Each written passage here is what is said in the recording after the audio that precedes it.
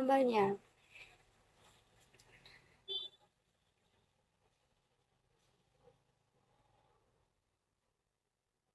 Gipabulong daw si Sir sa mama niya. Kaya basi daw gigayuma daw ni ate. Mabla na.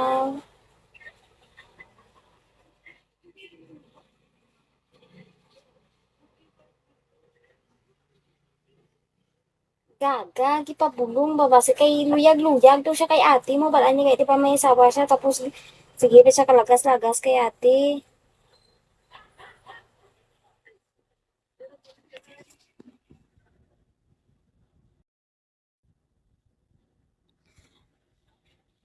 Tapos, ano, nang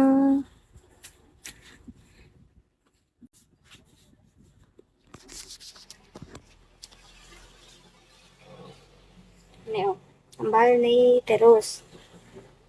Si Sir, nagpabulong sang manugbulong.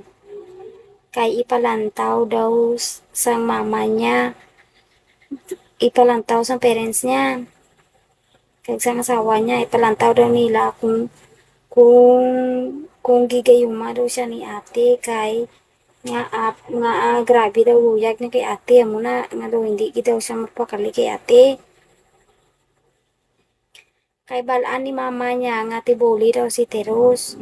Te amo na 'di ba kisami sa gamba sa ano kay tibuli daw kapang gayuma mamula na haw.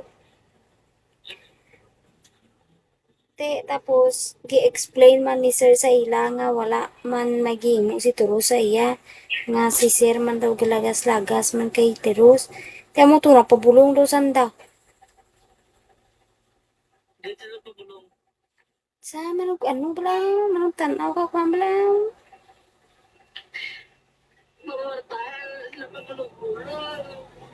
Mukha ni.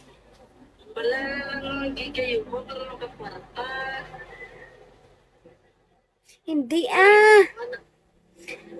Ipalantaw gani nila. Ipalantaw. Te, hindi pa man balaan kung ano ang resulta sa manuglantaw. Wala pa man ano. Kaya ang kiyambal, magpalantaw pa lang daw.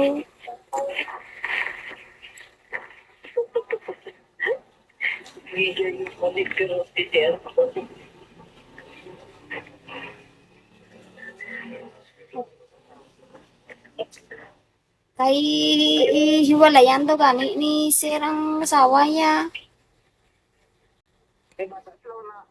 Why? Oo. Ano gani na?